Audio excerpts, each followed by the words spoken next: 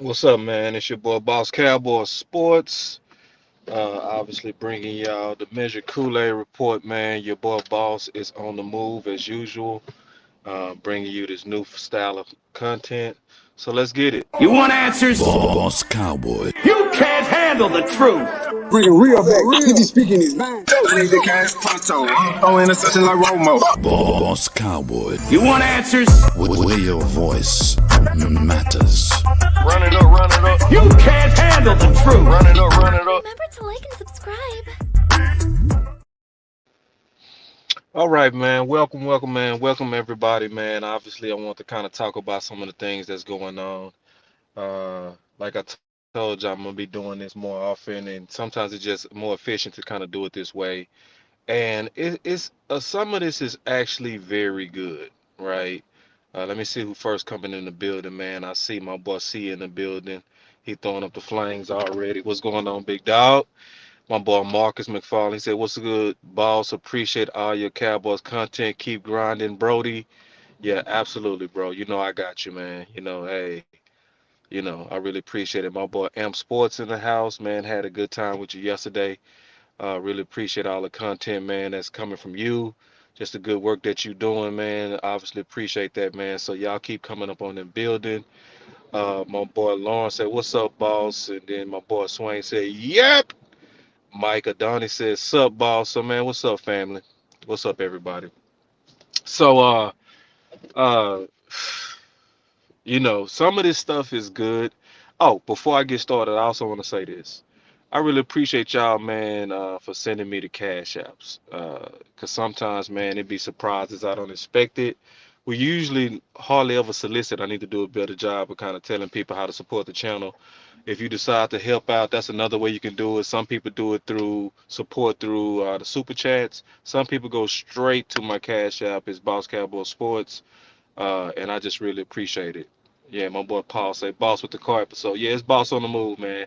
So y'all gonna be getting these boss on the moves. I'm gonna do something different today, man. Let me do something different, man. Let me see if I can get freaky with y'all real quick before I get started, man. Let me turn up some music, man. I'm gonna do this real quick, man. It's all right, man. So I just turned on the music. Y'all let me know if that's too loud. Y'all let me know if that's too loud, man. I'm playing the music. So before I get started, man, y'all let me know if that's too loud. I wanna know. Y'all let me know. Yeah.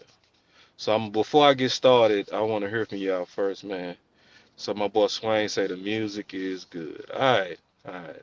Yeah. Appreciate that, man. That's important. Y'all know me, man. I'm a perfectionist, man. I try to give y'all the best. So let's talk. So first of all, kind of getting to the nitty gritty, man. Markquese Bell is reported to be going back to safety. We always knew this was coming with the absence of Dan Quinn, right?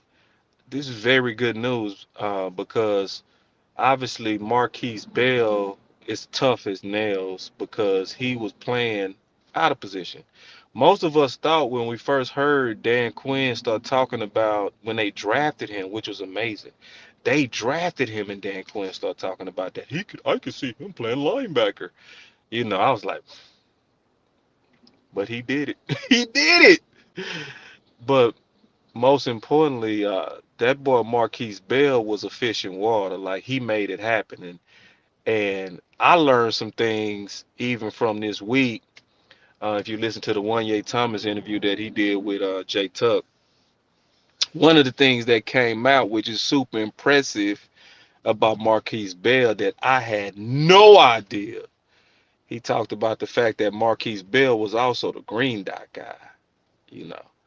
So man, like you talking about impressive, not just the fact that he was able to play the linebacker position with a safety frame, but it was also the fact that he was the guy that was responsible for lining people up and being the basic quarterback of the defense.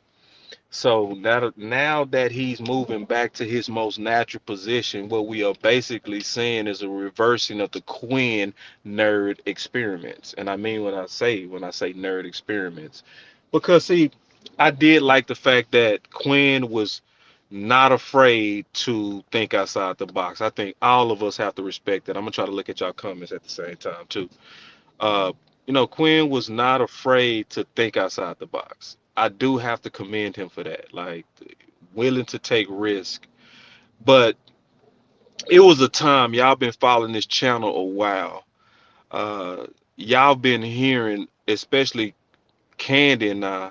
We was doing shows on Wednesday. Candy and I was calling it out before it was popular. Because what we was saying is like, it's cool, man. It's cool, and it's actually even working until you run up against a team that's going to actually challenge and go at that. We was saying it before it happened. We really was. And this is not bragging. This not about, oh, we so smart, but it was just kind of like obvious, like the laws of physics, right? It just didn't.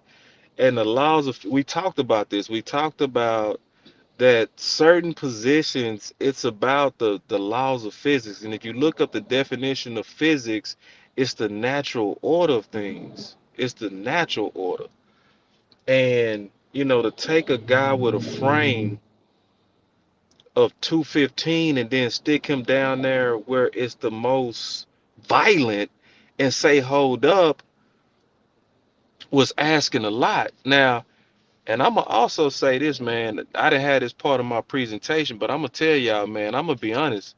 I think Dan Quinn ruined uh Curse. I think he ruined him. And I was saying, I was, y'all heard me say this over and over. I say, man, it's cool to do year one. Yeah, your safeties go have a lot of courage year one. But man, if you stay in them trenches, man, long enough, man, somebody go wake you up down there, man. And that's exactly what happened to Curse. Curse got his shoulder separated, and Curse was not the same.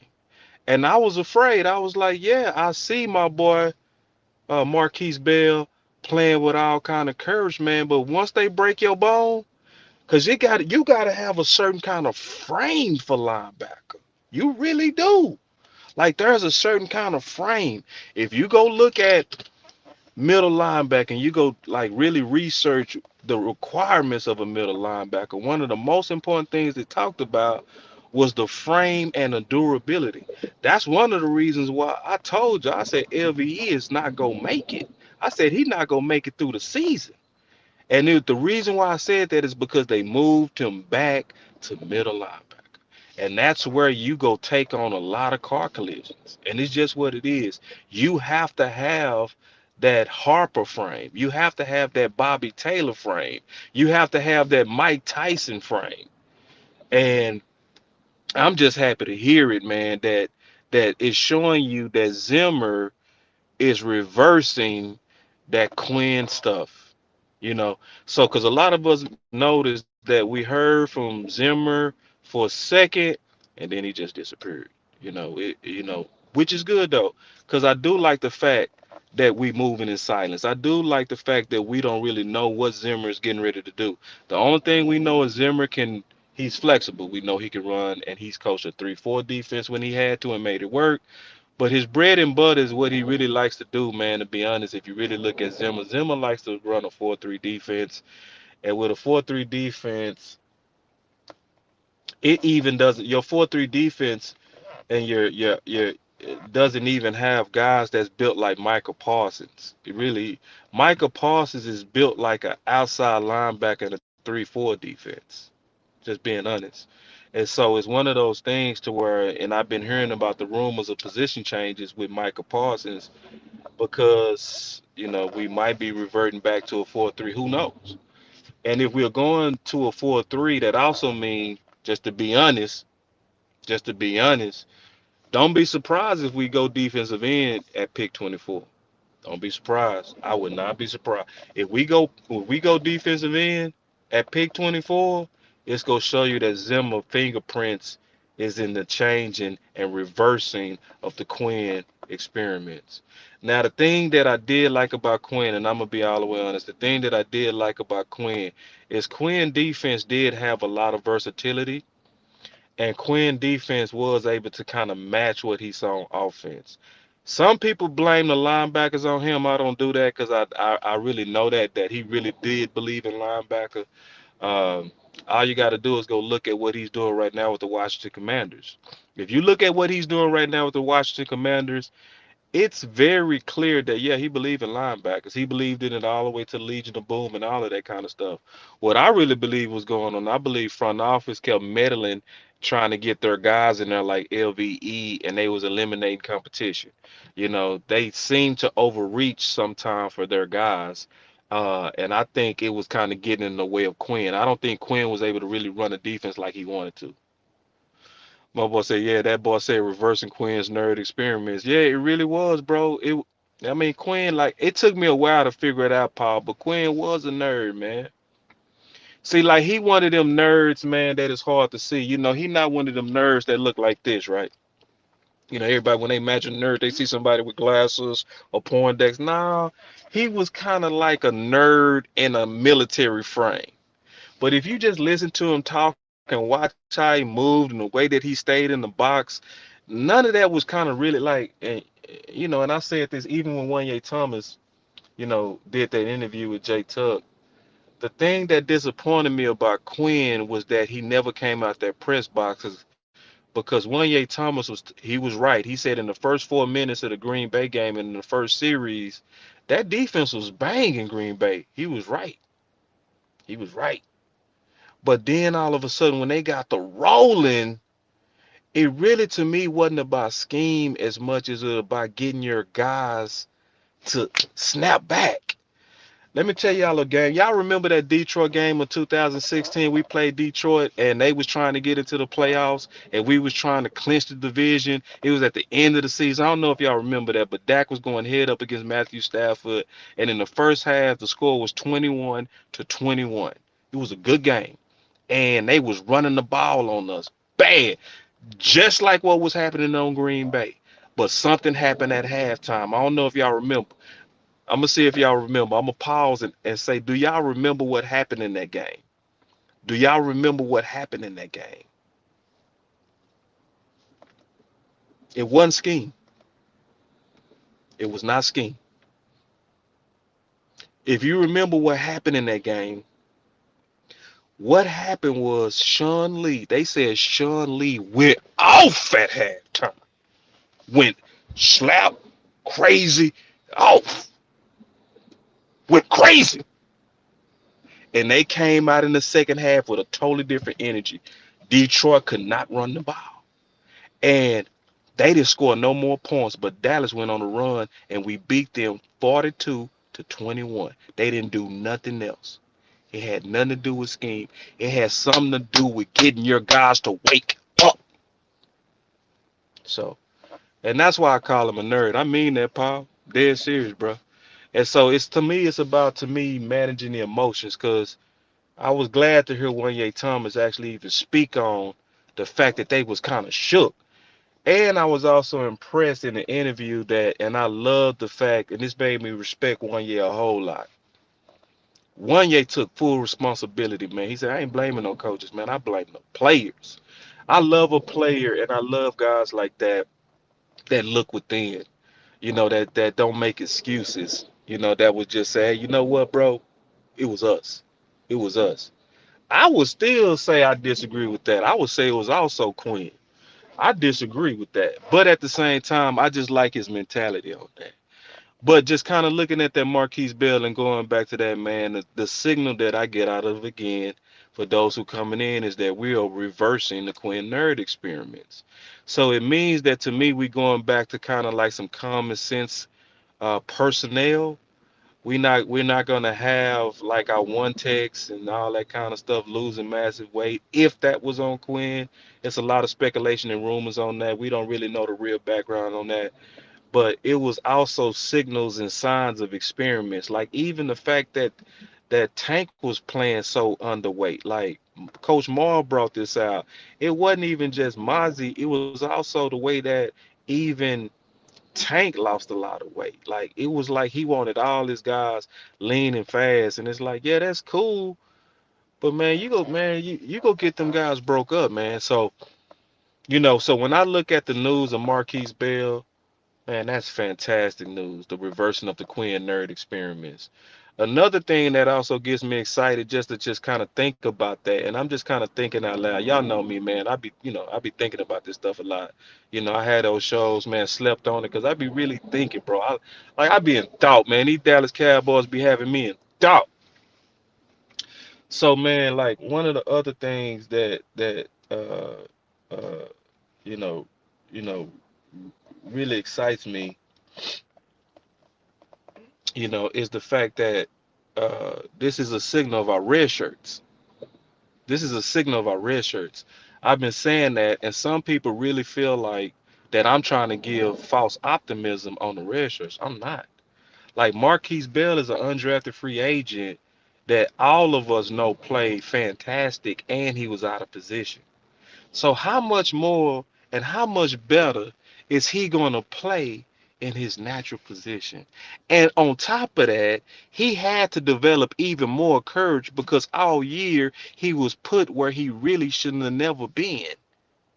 So if it's almost like I'm finna preach to you now, man. I ain't expect to do this, but I'm gonna give y'all some scripture. A lot of people don't understand why King David was like super ready to go at Goliath. Like, a lot of us know the scriptures of David and Goliath. And one of the things that he said when Goliath was talking, he was talking big. David just rose up and he said, "Man, who is this uncircumcised Philistine, man? Like, who is this?" Like, it's basically like, "Man, who is this dude, man? He don't even got covenant." And he talking to us like we ain't got God behind us. But why was he like that? Like a lot of people, you got to go look at the background of David when you read the story of what had him like that. What had him like that is David went through some wars. He first had to fight a lion to protect the sheep, and he slayed that lion. He also slayed a bear. You know what I'm saying? When you as a boy slay a lion and a bear, and you over here thinking to yourself, man, I took care of a real life beast, a killer beast. Who is a giant?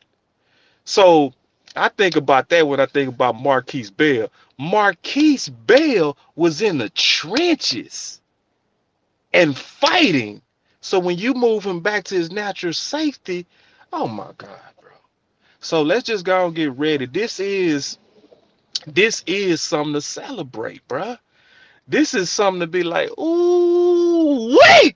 If you liked Markquese Bell at linebacker, man, say, bro. And he done developed all that courage being in the box, having to take guards going to the second level, trying to take off his chin, and he taking them on, doing what he got to do, having full crazy courage. Bro, when he back there in space, let a receiver come across his face and he been taking on guards. What y'all think getting ready to happen? So, I know we upset, but I'm telling y'all, man, some of these red shirts that we got coming up is some of the reasons we wasn't active in free agency. And I'm telling y'all before it happened, man, some boys finna get their head bust. All right. So I want to kind of tackle that Markquese Bell, man, and give y'all the measure Kool-Aid on that. Then obviously, if you look at my thumbnail, another thing that obviously we want to discuss is the Micah and CeeDee holdouts, right? Because we know, they missed the voluntary workouts. I agree with you. Hold on, I gotta show you this. This is a fantastic comment right here. I gotta pause. I agree, bro. He say, "Wish we never let Isaiah Land go." Yeah, we played too many games. It pissed me off when I think about Isaiah Land because it's like it was Matt with Lesko that we had on the roster, man. And it's like if anybody you should have gambled with, it should have been Matt with Lesko. It was extra goofy in my opinion to put Isaiah Land uh, on the market thinking that he was gonna make it after his preseason. I agree. My boy Jay Brown said I'm still mad. Yeah, cause see, think about where we be now. See, think about where we would be right now if we wouldn't have gambled with Isaiah Land, and we're now missing Curse, and we missing Armstrong? Will we be? Will we be with that killer red shirt? Will we be concerned about defensive end with Isaiah Land? Uh, so you listen. I didn't mean to talk about that, man, but you just kind of brought up a bad memory, bro. You know, uh, going back to Micah. Yeah. But I see y'all are still on there. Let me go back to that too. Chris said letting Land get away was a horrible choice. Yeah,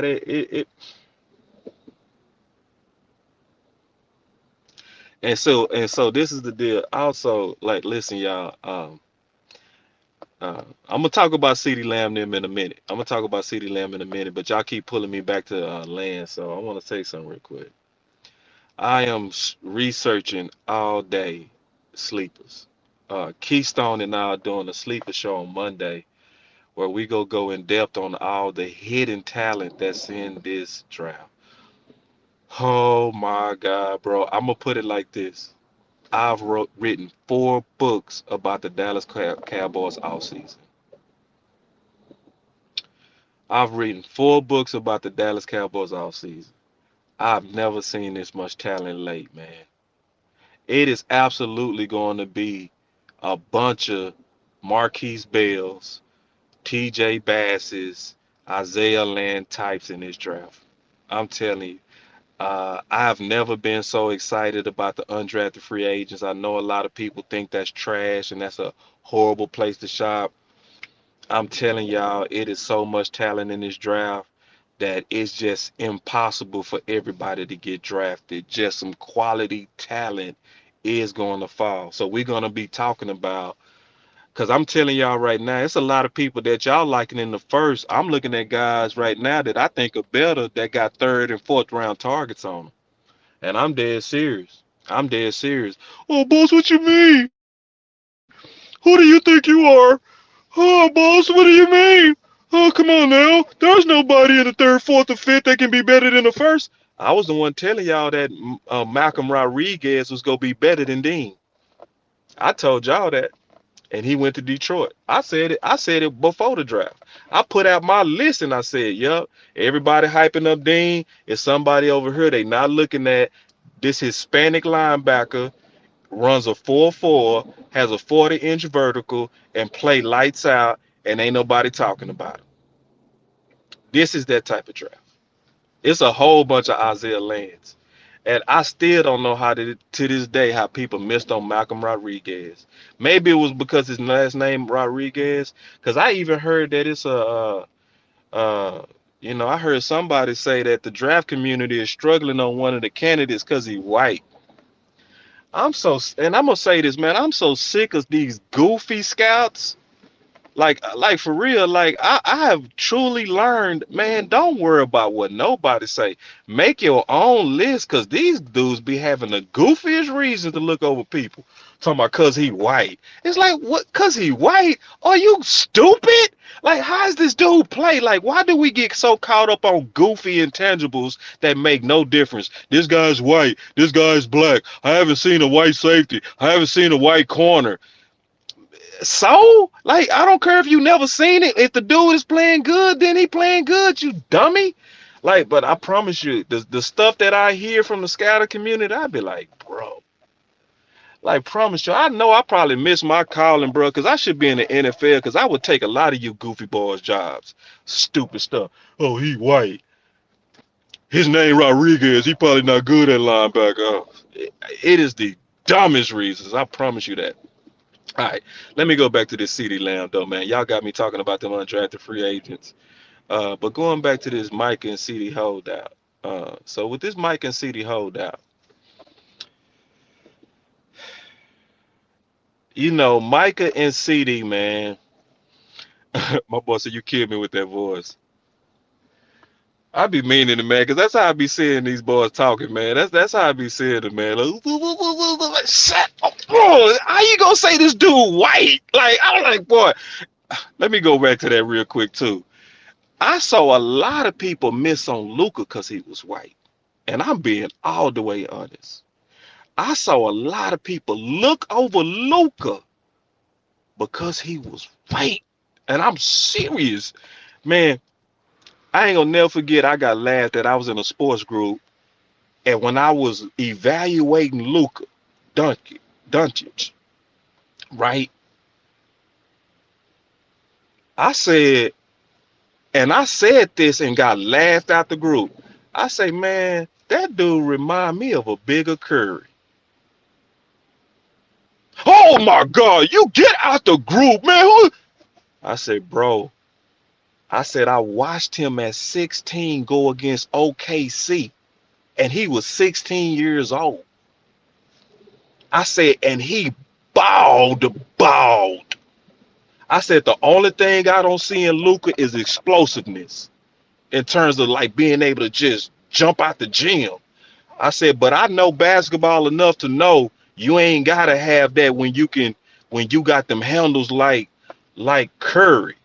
I like you ain't have to have explosiveness. Now them same people looking straight goofy. Cause you know Luka, if you've been keeping up with basketball, playing on a super MVP level.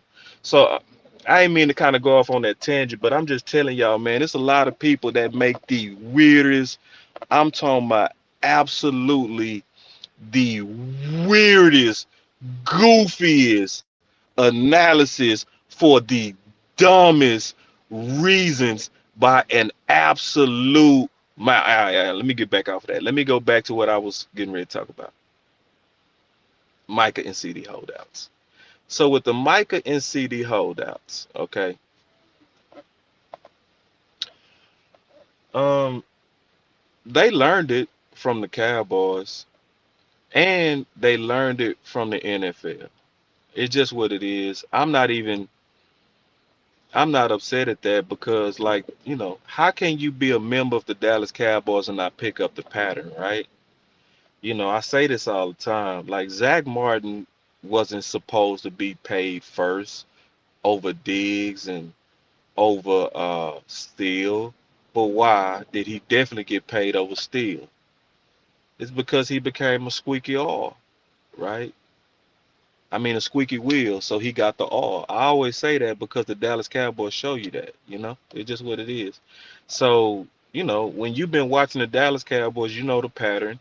The good guys finish last. So if you want to kind of get paid, then you got to become, the jerk. It's just what it is. So the thing I hate about this is, this hurts every team where your best players got to hold out. you know, it's one of those things to where it hurts morale. It also hurts your preparedness.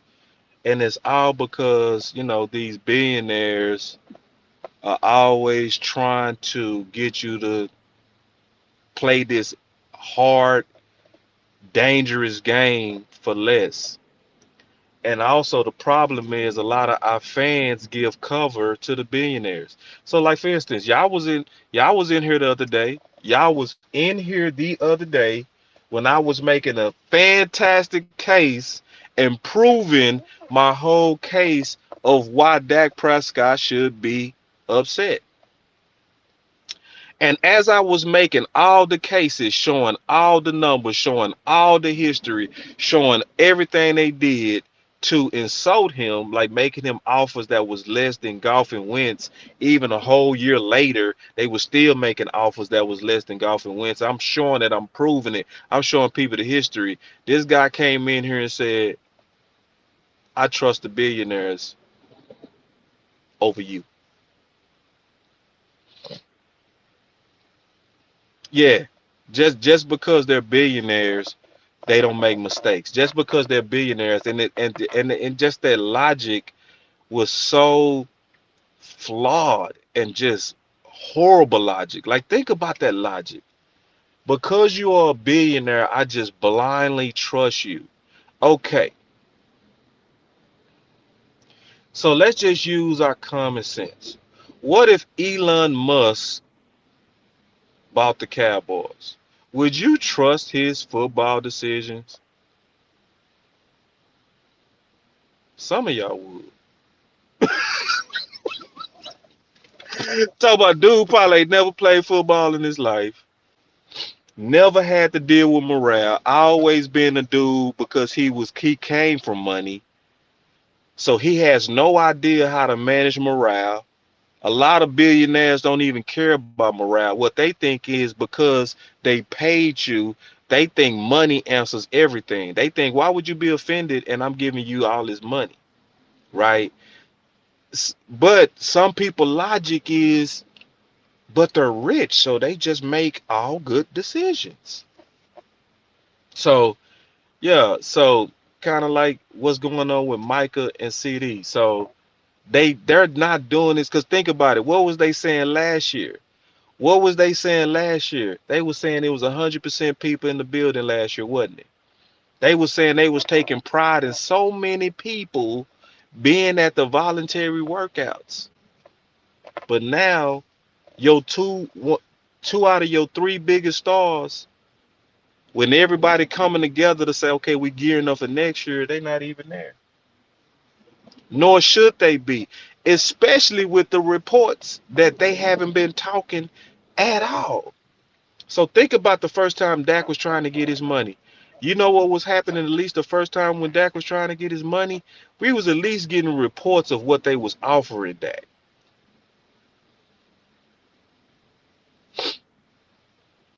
We was getting reports of what they was offering Dak. Now it been reports that they haven't spoke. It hasn't been a word. So hold on. You ain't reached out to my representatives at all. Now a lot of people trying to now, I've been listening. A lot of people trying to act like it's Todd Francis. No, this ain't Todd Francis with Dak. Because they not talking to none of their best guys, according to all the reports that's out there. Most reports are saying they not trying to talk to Micah's representatives, they ain't talk to CeeDee Lamb representatives, nor Dak representatives, but people trying to say Dak representative is the reason why this is held up. Nah, I could see if it was just Dak, but the fact that they doing this with everybody, it looks billionaires again. So here we are. Micah and CeeDee holding out. But I'm gonna give y'all the good news though. What always happens when our guys become the bad guys? What always happens? Not sometimes happens. What always happens when our people put our foot down, put their foot down? What happens every time?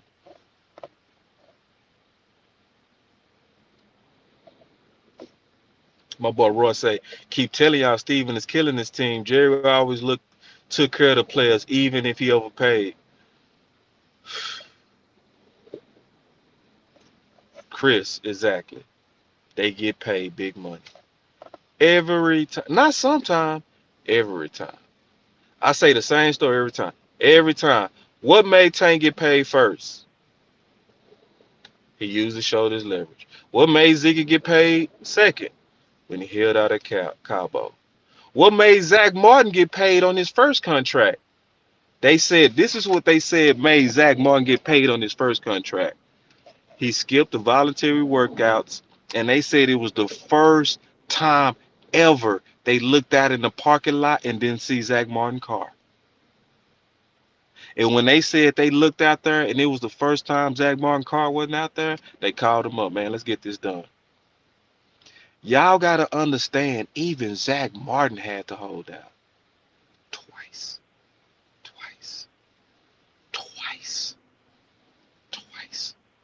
My boy CFT in the building. He said, why do our players got to fight so hard for what they have earned, bro?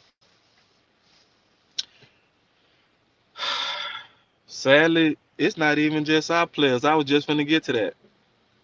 You know, because I was getting ready to call it nothing new under the sun.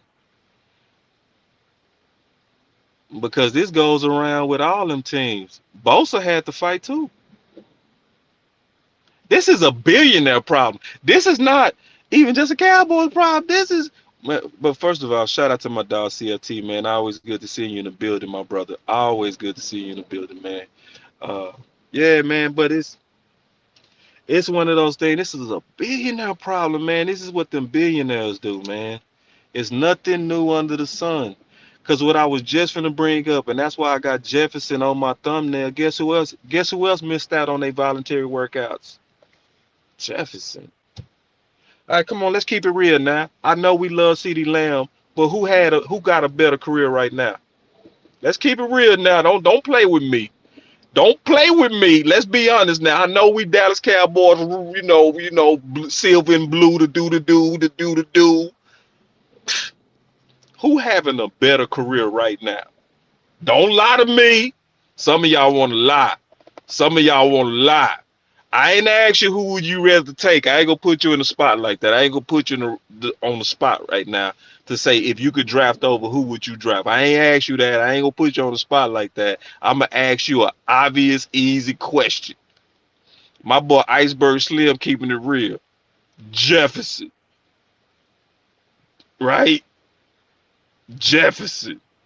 Yeah, Jefferson is having clearer, like way clearer, a better career than CeeDee Lamb. Now CeeDee Lamb is making a late career push. Oh yes, he is. And yes, CeeDee Lamb could end up being better than Jefferson. I would still hope that could happen. But if we stop right now and measure them boys' career, if you say that CeeDee Lamb is having a better total career, you are a liar to my face. Hold on, my boy CeeDee, my boy just said something. My boy say, nah, the difference is every last player on the Cowboys have to fight. Other teams pay most of the players. It's different in Dallas. Keep it real. I'm keeping it real. No, I'm keeping it real. Yeah, that's why I brought up Jefferson. That's why I brought up Bosa. Like, that's their best. That's why I'm bringing them up. And that's why I'm making this point. Jefferson having a clearer, better career than CeeDee Lamb, and even he got to fight. Like, if it's anybody that they should have ran to pay, they should have ran to the altar to pay him. I mean, ran. When you got a career that starts faster than Randy Moss, you go pay that immediately. But these billionaires, they just tend to try to tell people that's playing this dangerous game that you are overpaid. It's crazy. It's crazy. Oh, because you know who else had to hold out? Aaron Donald. Y'all remember Aaron Donald had to hold out? Hold on real quick. My boy Cowboys Nation say they kind of like a bully boss, but once you stand, that's the game right there. Cowboys by nature. That's the game. You said it. You said it. I ain't said it. You said it. And you right though. That's the nature of dealing with them billionaires, man. In my opinion, you know what I'm saying? In my opinion, that's the nature of dealing with the billionaires. They bullies. And so you got to think about it. You know, like, I'm being honest, man. Don't laugh at me. Don't laugh at me. But one of my favorite shows growing up was DuckTales when I was a kid. Do y'all remember DuckTales? Some of y'all too young to remember DuckTales. But DuckTales was, about these Scrooge McDuck. He used to have so much money that he used to, for fun, swim in his money. He used to swim in his My boy was so rich, he used to swim in his money, and he would get out and spit his gold coins out like it was water. But like I said this on another show, man. Hey, my boy say DuckTales, that was man. DuckTales, hey, man, I used to come for that DuckTales, bro. DuckTales used to have me hooked when I was little, man, watching DuckTales. Man, I watch DuckTales, sometimes, I ain't gonna lie, we all have some nostalgia sometimes. We all have some nostalgia. Every now and then, don't lie, you go look at some of your old cartoons and see if it's still entertaining to you. So I checked out DuckTales, but you looking at DuckTales different because you grown, right? You looking at DuckTales different. And the thing that I started seeing about my boy Scrooge haggled with everybody. He haggled with everybody. And I told y'all, because remember I was talking about that trading places. We was talking about trading places, right? And we were saying that art imitates life, right? Art does imitate life. It's a lot of times, a lot of the things they have in fiction is based on reality. It's almost like the movie Snowfall. The movie Snowfall And the sitcom Snowfall about the drug epidemic and the partnership with the CIA to distribute cocaine in LA. Man, that's a great story, except it's based on truth about how the government and the Reagan era teamed up with the Iran Contras to have a deal to where they was giving them arms for cocaine, but they was unloading that cocaine in South Central LA. You right, Ron. Facts. They killing the locker room and the fan base spirit. Yup. They are. But this one gonna work out because they, you know, because when you hold out, that's gonna make them get paid. But it's very disheartening to see. It is. But art does imitate life. Yeah. And a lot of people don't notice that it's actually true that your own government was distributing cocaine in LA and set up a nationwide distribution. So when you look around the country, because I know a lot of people like to call blacks violent and all that kind of stuff, you got to understand who actually put crack cocaine in our neighborhoods. It was your own government. So I don't mean to go off on the deep end, but it's facts. It's facts. You know what I mean? It's very, yeah, it's true. So when you see the movie Snowfall, yeah, it's based on truth. But when you watch the DuckTales and you see, man, you got so much money, Scrooge. You got so much money that you swim in money. You swimming in it. Like, man, you need to go. Some of y'all need to go watch DuckTales. He's swimming in money. At some point, it wasn't even about the money. It was just the principle. That's all it is. It's just that the reason I'm a billionaire, because I always have a philosophy that everybody has to win. I mean, I gotta win and you gotta lose. Win-win. I don't speak that language. I speak the language of win-lose. I don't speak the language of win-win. I'm not trying to give you a deal to where we both win. I feel like the best deal is when I win and you lose. My boy DMV in the building. He said, boss. He said, boss, Green Bay beat the life out of us so bad that you're about to be a historian podcast. Hey, bro. Facts. Because that's what's getting ready to happen, bro. Listen, man. I said this too, man. There is a point to where you will stop doing Dallas Cowboys content. I'm being all the way honest with y'all. I'm being all the way honest, bro. Because listen, I do content because I want to win a championship. I don't do content because I'm just trying to entertain y'all, bro. I do content because I'm putting ideas out there to help us win. And if you get to a point where you know that they are just absolutely not serious about winning, then what am I doing? It does become a point to where you start saying, man, I need to take my talents to South Beach. I have other passions outside of Dallas Cowboys that people would watch me talk about. I'm being all the way honest, man. And me and Tuck talked about this. It's sometimes, man, like sometimes we're limiting ourselves by just sticking with Dallas Cowboy content, just to be all the way honest. Like, it's a lot more in me than just Dallas Cowboys. So yeah, I'm just being all the way honest. Yeah, so DMV, I know you playing, but man, it could get to a point where I say, nah, man, I'm cool on Boss Cowboy and all that. That was cool, but they just play too much. They not serious. Too many games, too many Kardashian models.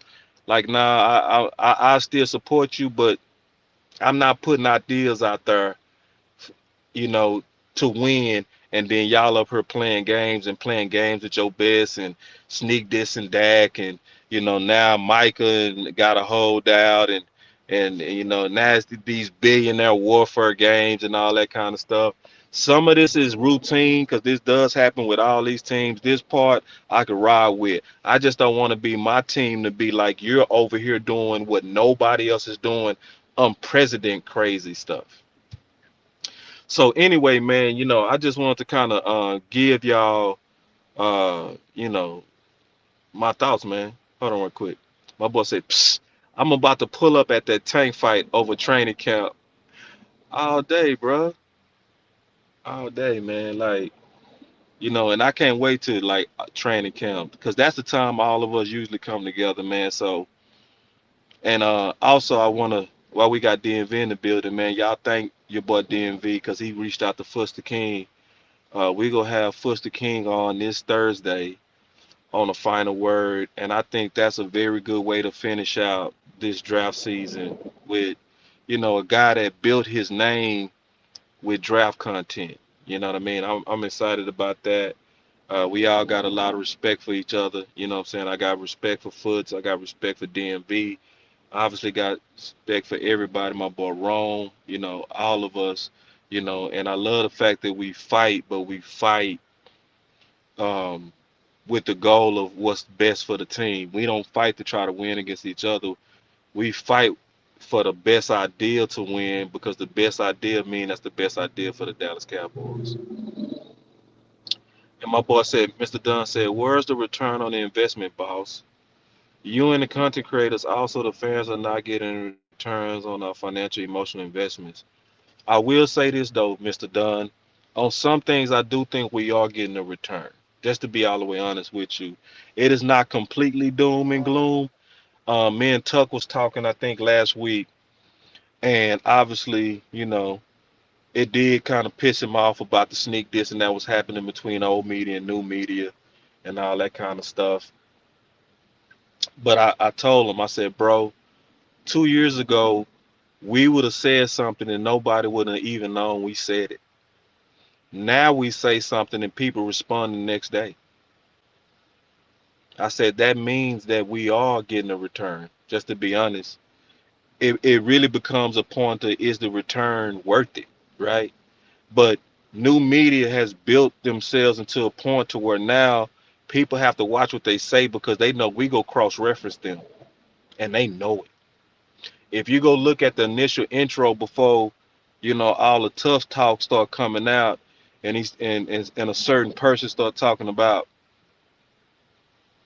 um mafia and all this kind of stuff, and the Michael Parsons mafia, that disclaimer came out because he was already knowing that, yeah, if I say this, it's gonna be some people that's gonna come out with some bullets on what I'm getting ready to say, and he was right.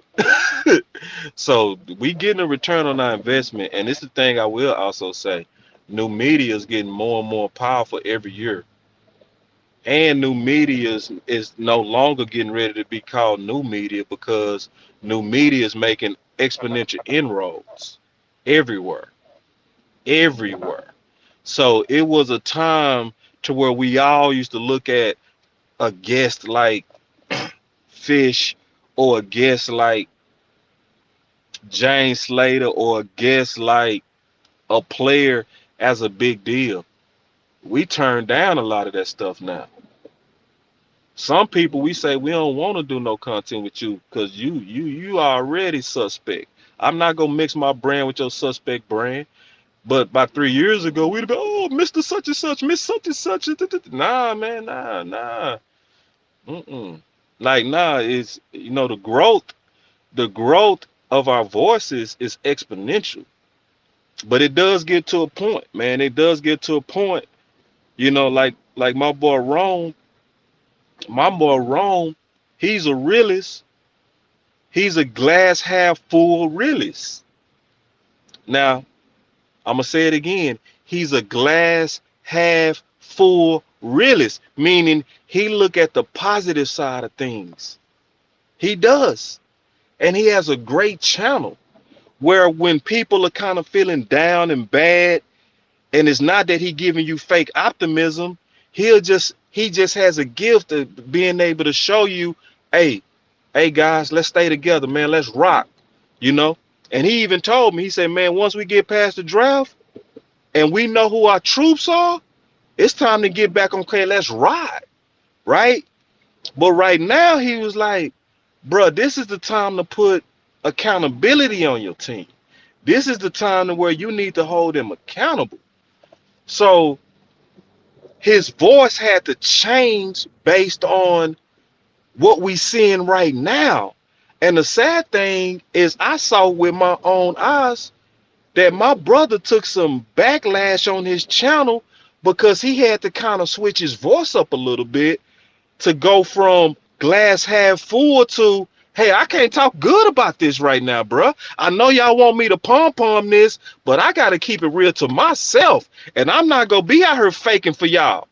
And he made an ethical decision to offend some of the people that follow him because they just wanted to hear positive, but he real enough and honest enough to say, I can't give y'all that, bruh. I got to give y'all the truth of what I'm seeing. And the truth of what I'm seeing is too many games, too many Kardashian models, too many, throwing your players under the bus, too much negotiating through the media, but yet y'all wanted him and y'all want me to pom-pom? Nah, no sir.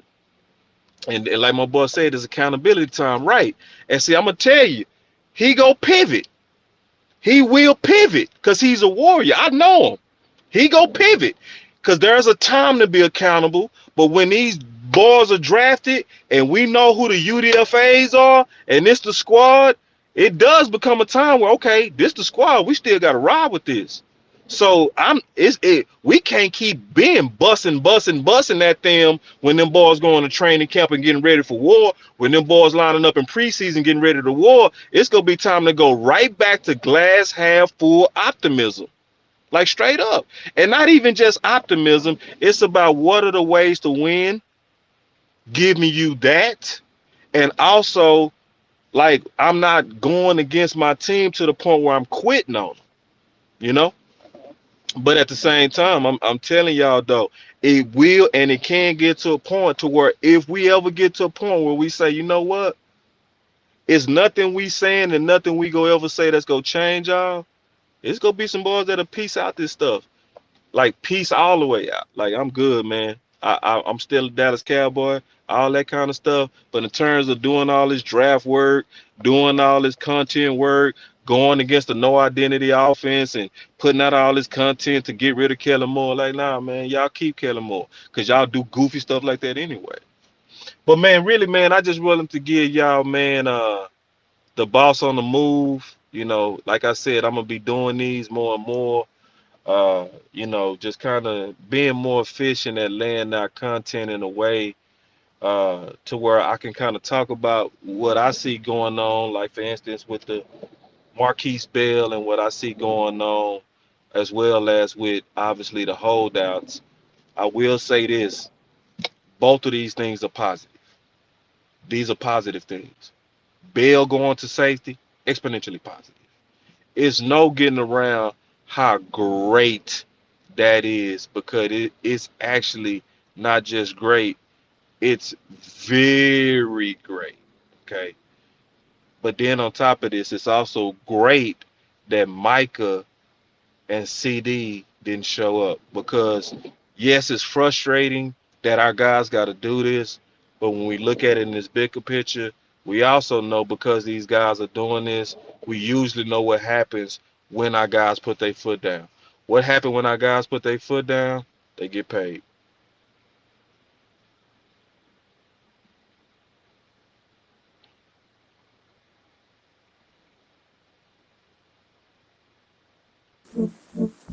Boss Cowboy Sports, where your voice matters. Look, moving too bossy, we don't tread softly, but not flossy, the streets that taught me, moving too bossy, we don't tread softly, but not flossy, the streets that taught me, I'm just trying to get my nigga paid. We came from Section 8, and I knew I was at since the second grade. Man, I swear my time is coming, cause I'm never late. Came from broken homes and broken dreams to getting paid. Love, dollar bill, listen close, this is not a drill. Niggas hungry trying to get a meal. I've been in light, who gon' pay a bill? I've been in action, been in traction, surplus with niggas lacking, shining light but still be blacking, red lights will stop the action, green to go, even when it's slow. Higher heights to balance out the lows. Can't ride the wave cause you ain't got a boat.